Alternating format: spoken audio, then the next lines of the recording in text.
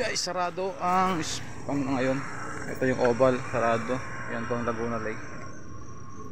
Sarado ang oval, walang makapag-jogging. Bakit kaya?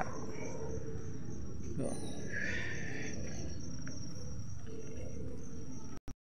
bagong tayong building dito, yung Muntinlupa Aquatic Center. Para saan kaya ito? Ayan, aquatic, sa mga sirena ang nandito. Mag-aalago sila ng sirena. Ayan, bagong tayo lang ito. Ngayon ko lang napansin, nasa likod siya ng sports center ng Muntinlupa. Ayan po.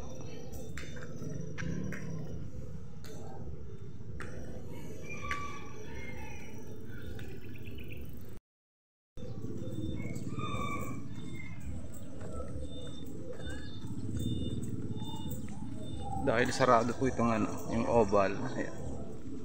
Sa labas yung nagja-jogging yung mga tao. Taga Muntinlupa. Ayan po yung oval, sarado.